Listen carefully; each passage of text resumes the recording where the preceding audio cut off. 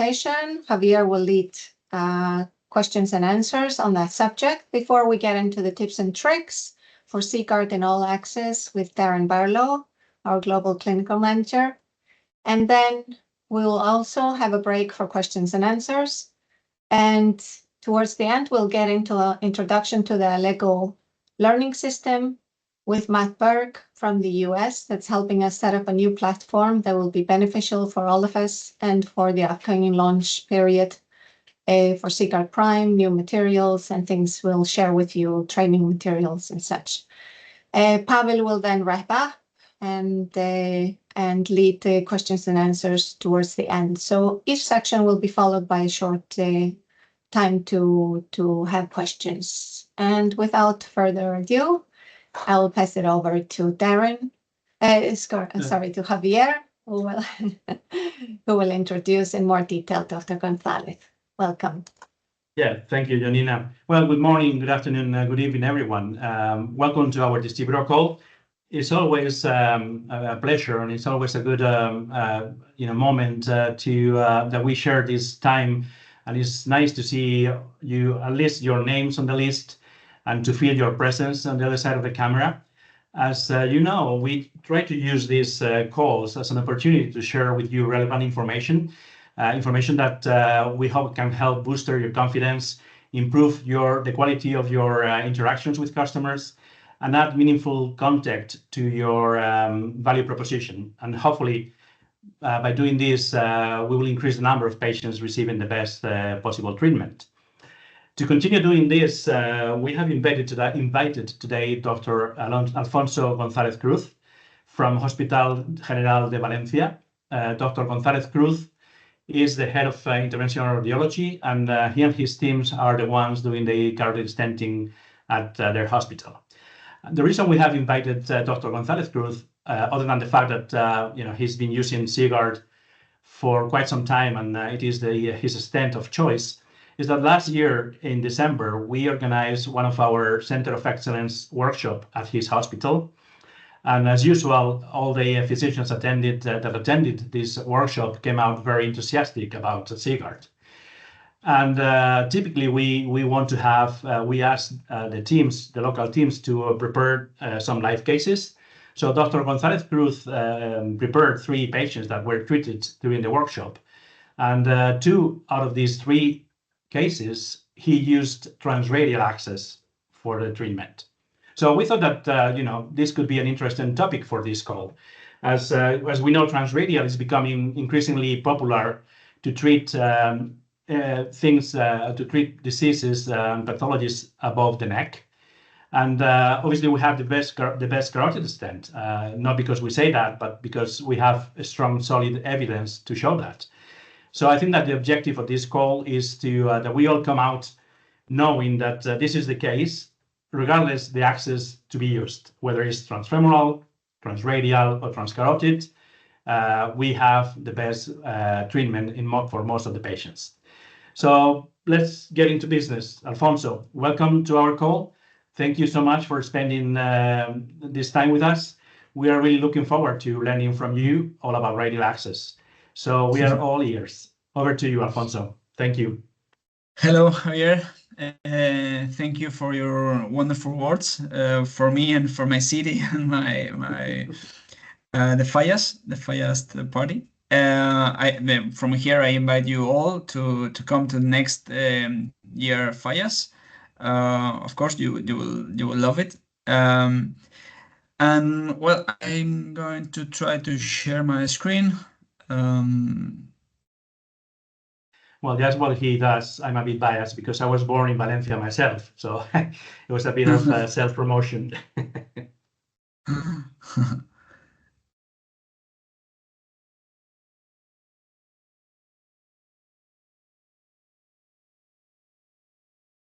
Okay, can you see it?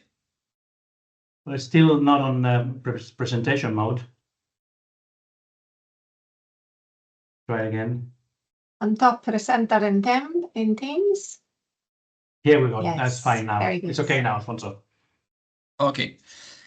Okay, well, again, nice to meet you all. I'm here to share my experience in the transradial access with CGuard in carotid artery stenting. Well, here it's what we do. We puncture the radial and we restore the circulation to the brain. Okay, as introduction, I want to share a bit of chronology. Is because we learned this technique from the cardiologist.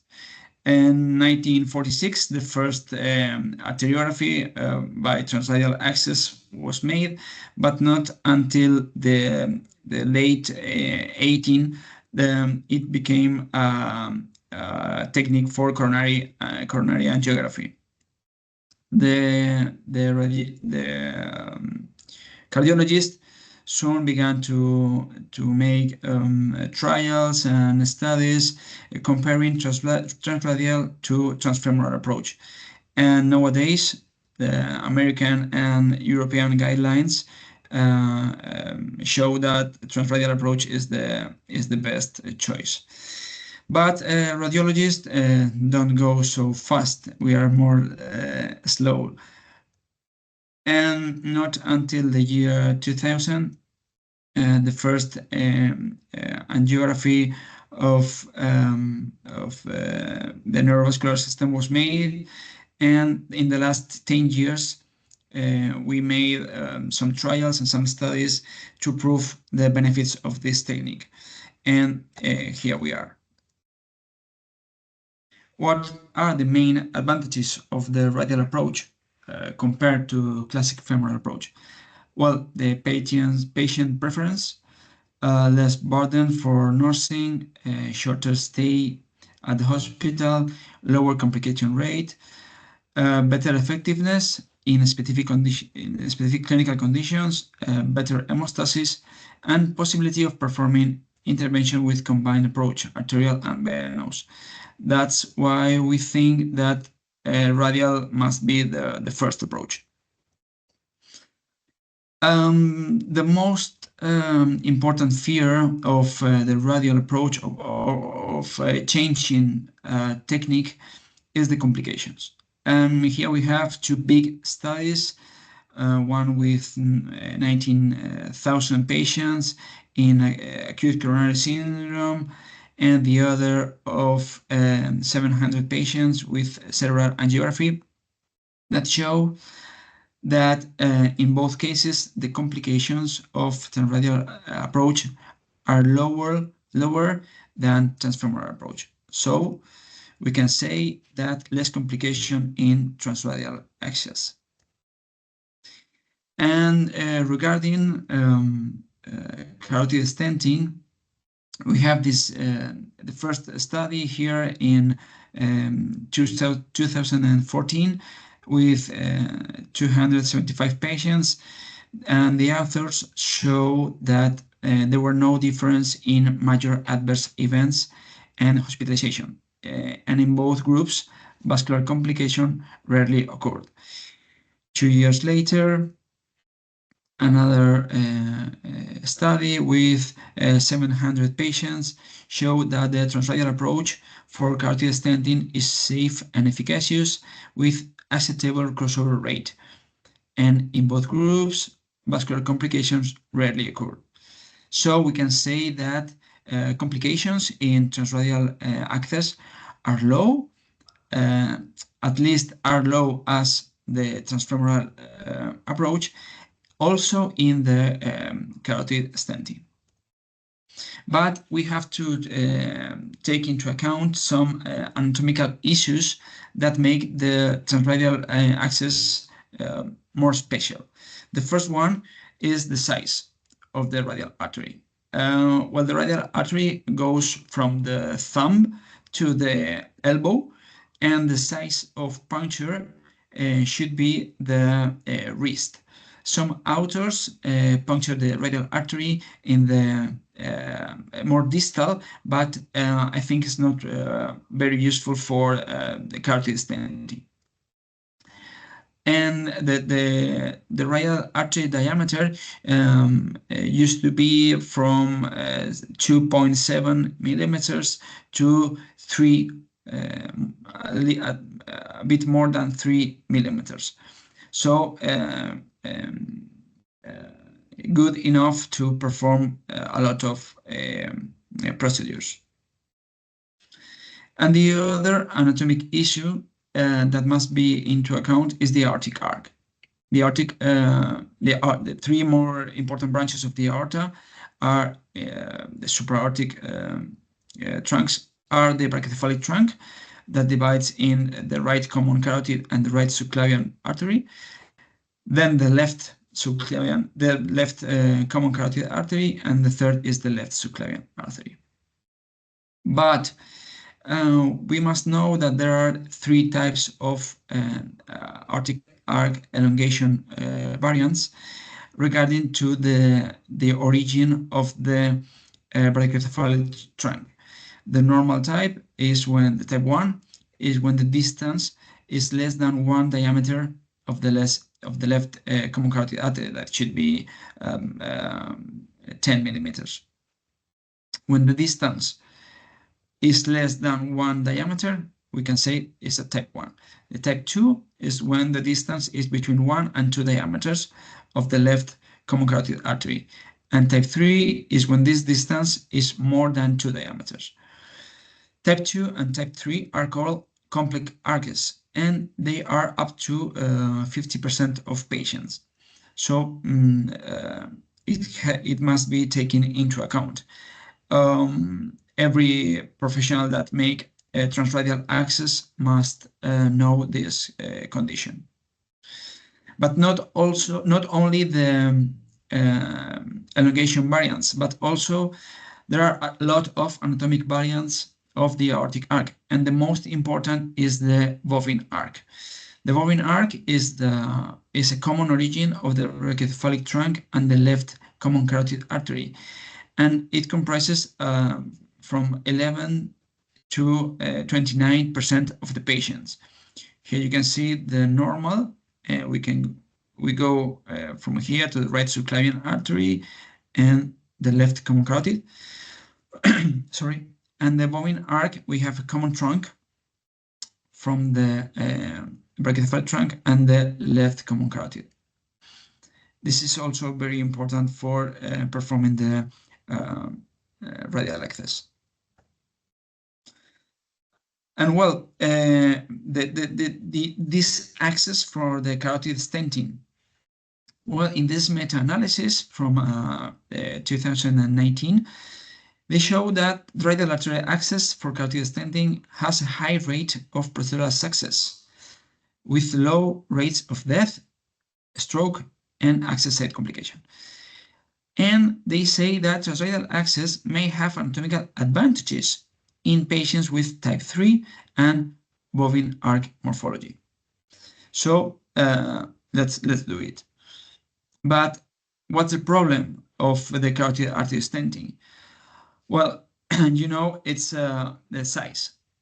The size in the system specifications of CGuard, we can see that we need an internal diameter of the guiding catheter of the vascular sheath, or of more than 2.2 millimeters or 0.086 inches. It's a big diameter. So how we do it? Well, we use this kind of neurovascular long sheath. We normally use the ballast 0.88 long sheath from BALT that has an internal diameter, you can see here with the letter E, of 0.088. Also, the NeuroMax from Penumbra 0.88 has an internal diameter of 0.088 inches. Perfect for the CGuard stent. And how we do it? We do it without introducer. And now I show you how the setup and the steps. Sorry. Here you can see how we put the patient with the right arm and the ultrasound, and how we can locate the radial artery in the wrist. We put the anesthetic, and in the other hand, we can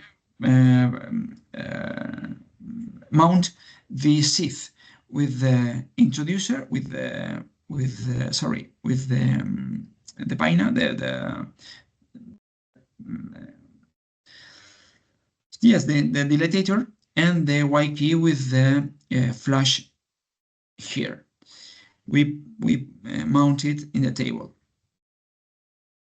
Here is a video of the perform. We put the hand with this, the wrist is here, and with the ultrasound, we put first we locate the artery with more than 2.5 millimeters. First, we put the anesthetic with lidocaine and nitroglycerin to vasodilate the artery.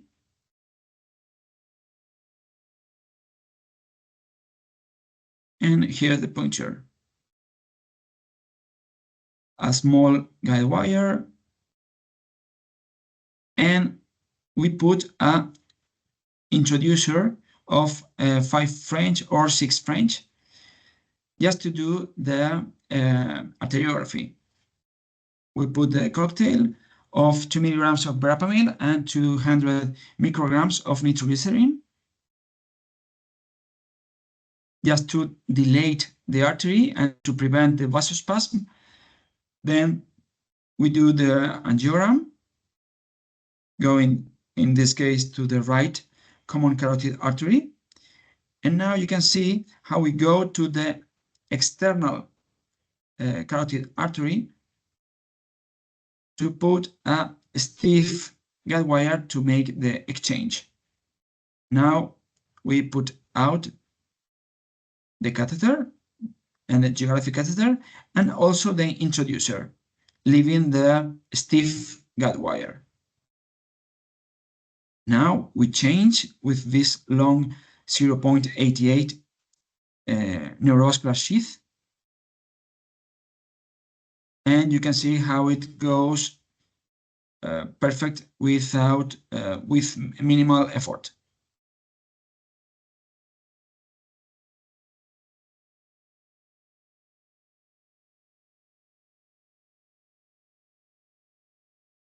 So this kind of catheter are and the stiff wire are perfect to go to the common carotid arteries, both right and left sides. Then we put out the guide wire and the dilator, and we connect the Y key with the infusion of the saline flush. Now, as you can see, before the catheter and with the long sheath. And now we can perform the angiogram and the procedure, the stenting or whatever. First, we perform an angiogram of the radial artery to avoid loops or anatomical variants.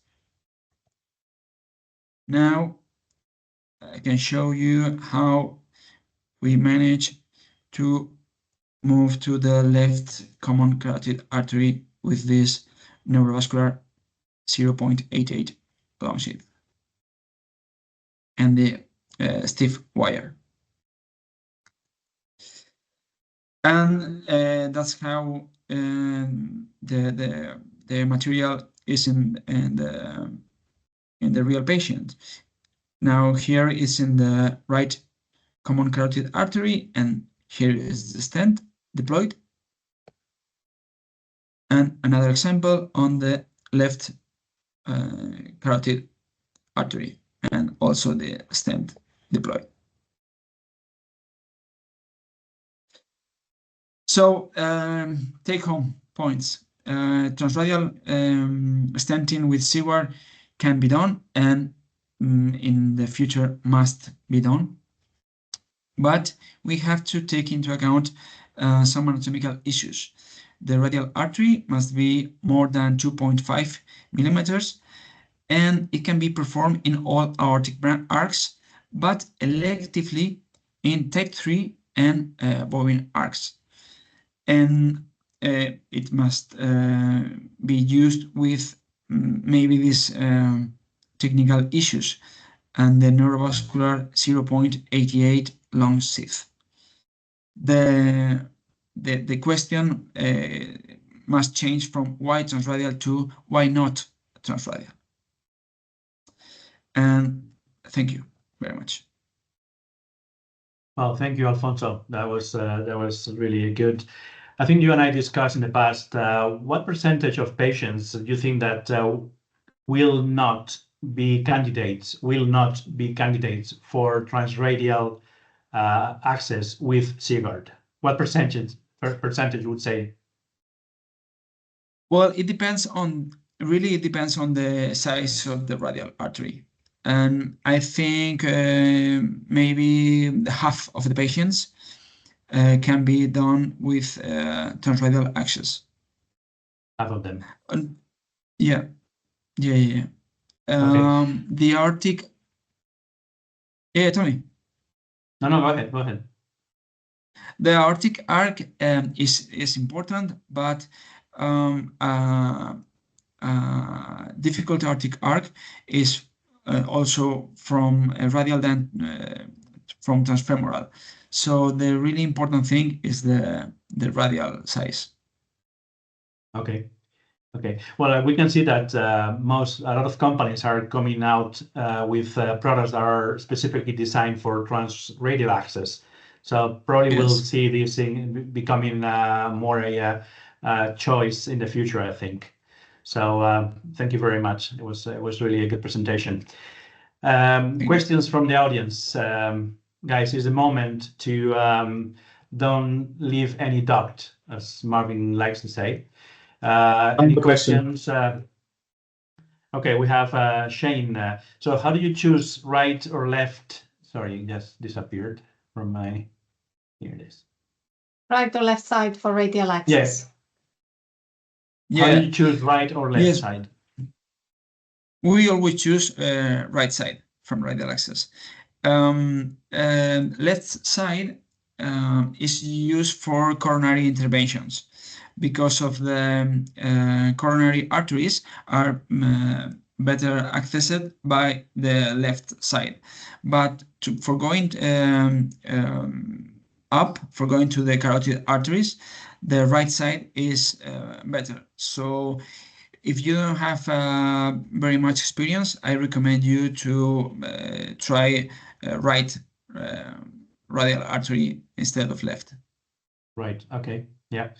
A couple of questions from Pavel. Is there any difference between the technique with CGuard and other stents in terms of materials that you use? Not really. That the technique is the same, but there are other stents that have a lower profile and can go with small catheter diameters, smaller sheath diameters. So the technique is the same, but maybe the size of the catheter is less. So that probably answers his second question. Is there any limitations for CGuard on the radial access? So I suppose that's obviously the size of the sheath. Yeah. For CGuard, sometimes you can use other materials that are lower. Okay. You mentioned Steve wire. Do you have a preferred wire that you use? A Steve wire. What do you use normally? Well, you use Terumo. Terumo Steve is the preferable. We have no problem with that. Okay. How often do you experience vasospasm, and how do you recommend treating it? Vasospasm in the radial artery, I think, I suppose. Yeah. Vasospasm it's more frequent in young patients and in female patients, and maybe in 20% of them they present vasospasm. But normally these kind of patients are under conscious sedation or under general anesthesia. So the help of the anesthetic makes this no important, and normally they solve without the administration of drugs from the anesthetic or something like that. We have no experience a lot of problems with the vasospasm. Okay, good. Obviously, we talk about the size of the radial vessel, the radial artery. Are there any other cases where you would not use CGuard the radial on the radial axis? Any other limitations, or is just vessel size? Well, not if there's it's rare, but sometimes we can see anomalies in the course of the radial artery along the forearm, like loops or whatever. But in this case, we do not perform the radial access, not for any stent, not only for CGuard. I mean, if the anatomy is unfavorable, we do not use the transradial access. We go transfemoral. But no, if the size is okay, the can be done. Okay, perfect. So question, do you have experience with distal radial access in neuro? No, not really. I don't see really the advantages.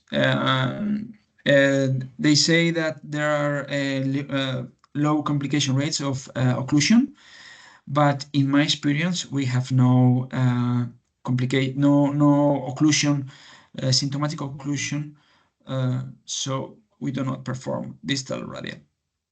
Okay, thank you. A question from our dear Maria Elena. Do you use any embolic protection? And if yes, which device? Embolic protection.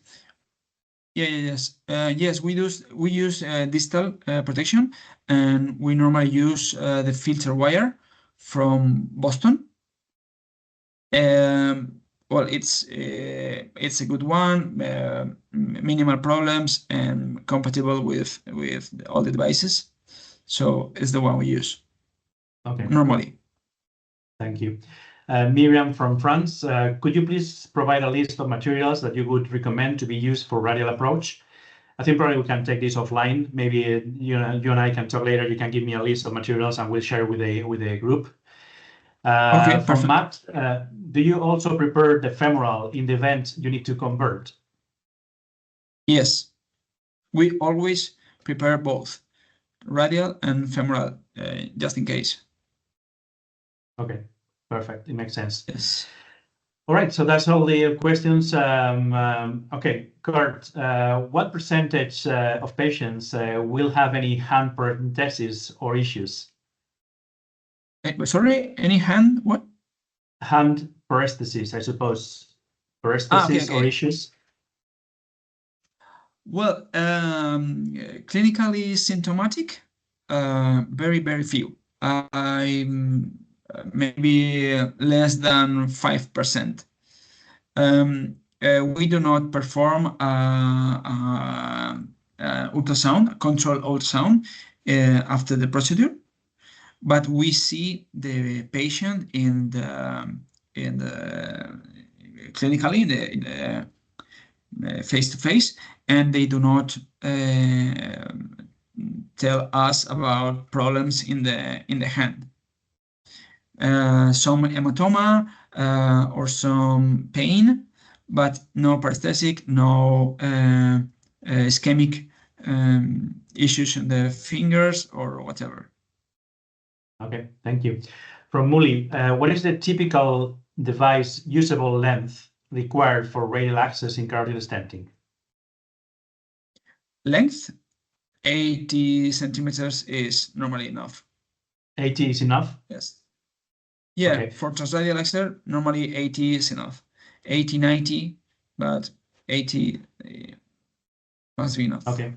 So you will have a device that is 80 and 135. Would you use 80 normally? Sorry? If you The have the device? same, you have a device that offers like 80 and a 135, would you normally use 80 or you just use 135 for all cases? Would you But, use, I mean, would it be helpful for you to have a device that is 80 rather than 135? Speaking of balloons and stents, not the sheath. Okay. I don't really know. Maybe I have to think that question, because you know, you want to use the less sheath as possible, because you just want it to give you support to the common carotid artery. But the length of the stent of the device of the stent must be comfortable to work with. Okay. You know what I mean? Yeah, so as short as possible, I but don't- comfortable to use. Yes, I don't want to work with the smallest stent possible, because maybe I will not be so comfortable. So I think 155 is good. Perfect. I think there's a couple of questions are kind of the same thing. So what will be your advice, tips and tricks for doctors that want to start using CGuard with radial access? And then from Lydia, she basically, the radial access is more common in Europe or outside of the US than it is in the US. So if you have US colleagues that wanted to do more radials, what would be your advice? And what would you share in terms of the education, workflow, procedure time, etc., etc.? Okay. Well, if you are not if you don't usually do transradial access for in your normal practice, maybe you must try to perform angiographies, normal angiographies, just to get into the anatomical aspects of catheterization from the radial access before going to carotid stenting. The technique is similar, but it's not the same than transfemoral. So there are some anatomical differences, and when you feel comfortable with the angiographies, then you can go to the stenting. The tips or the advices, well, maybe just try. I mean, it's not so difficult. It's not so horrible. And when you do the first one, you don't want to go back to the transfemoral. It's very comfortable for the patient. It's very comfortable for the doctor, and a lot of less complication. This kind of patients go with double antiaggregation and also with anticoagulation. The risk of bleeding is very, very high, and the bleeding of the femoral access, it can be very dangerous. And with the transradial, this complication is very low. So just try, because you won't go back again. Okay. So how many cases do you think that one physician will need to become almost like an expert on transradial or feel comfortable doing transradial access? How many cases?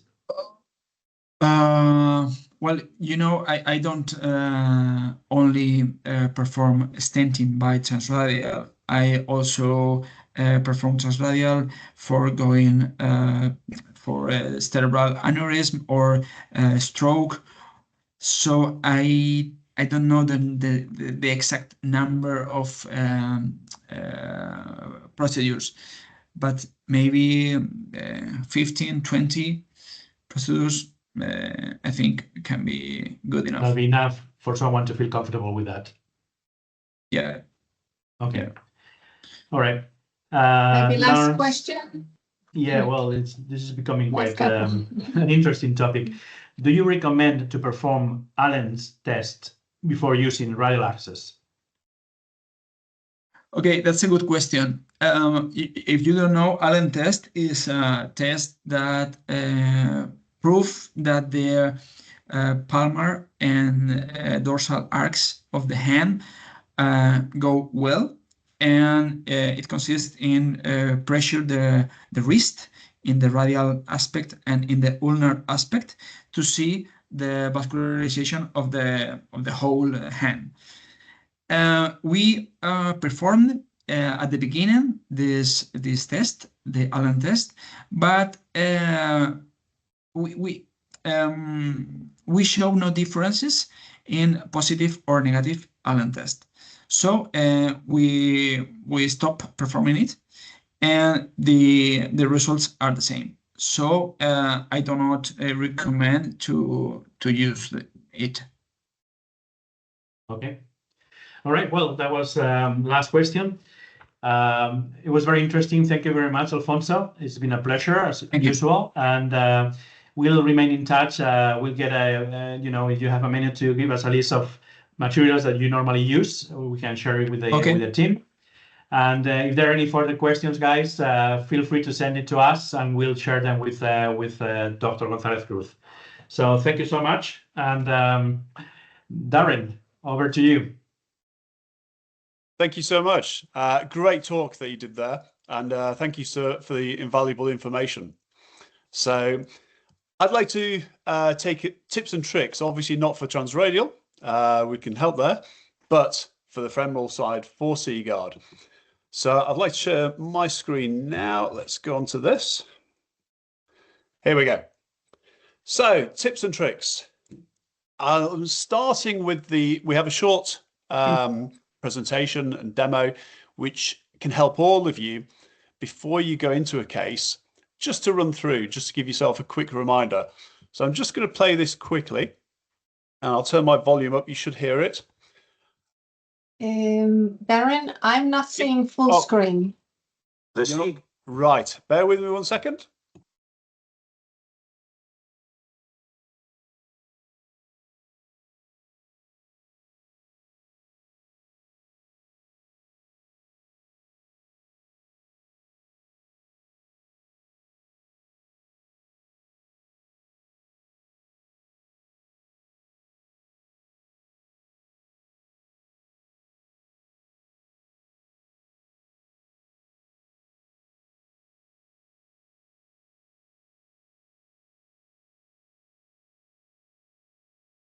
Okay, looks like Darren may have some technical difficulties. Let's see. Darren, can you still hear us? He's frozen now. Yeah, looks like he's frozen. When he rejoins, maybe given the time, we skip the video and get straight to some of the further discussion. Sounds good. Shall we go to Matt and then come back to Darren? Yeah, why don't we do that, and given the time, maybe we can even reschedule Darren's part of it. Let's jump to Matt. I like that idea.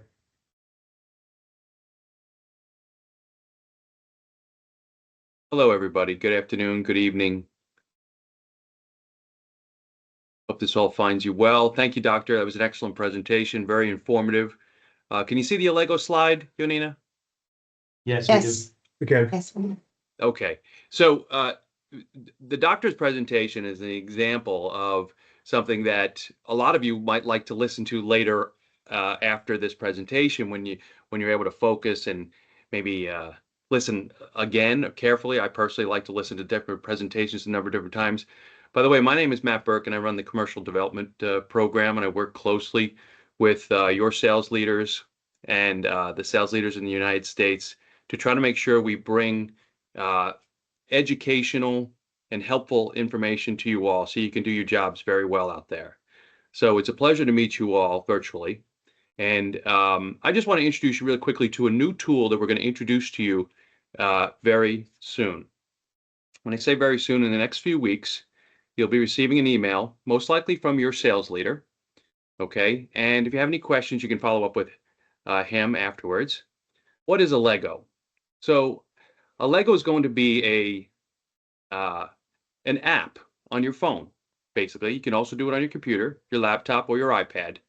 However, in the palm of your hand, okay, Allego is going to be a useful and helpful tool that will enable all of you to represent our technology with accurate and timely information. So, for instance, the presentation the physician just gave, if it's okay with him and he shares it with us, we can post that presentation on this app, okay, as well as all the other informative presentations that we experience, not only from, say, sales training, if Darren gives a great presentation, or Maria Elena, or someone from the United States, or a physician around the world gives a presentation at a conference or a local meeting, and you're able to get a copy of it. We're able to post it. We can edit it and post it so that your colleagues can have the most latest, best, relevant information to help you represent our technology. It's a very helpful tool for those that are joining our organization because they're able to not only see PowerPoint presentations, but like I said, informative clinical study presentations, which I don't know about you, but I personally need to hear a few times before I actually get all the details down. So at the end of the day, we're going to use this tool. We're going to centralize and put in one location training presentations, marketing presentations, and then we're going to use that information and engage you all. For instance, you could get what they call a flash drill. Well, we might just ask you one question on a Thursday morning and ask you to respond. And then the best answers or the most appropriate answers we could share around with our colleagues to make sure we're all sharing the information that we're learning out there.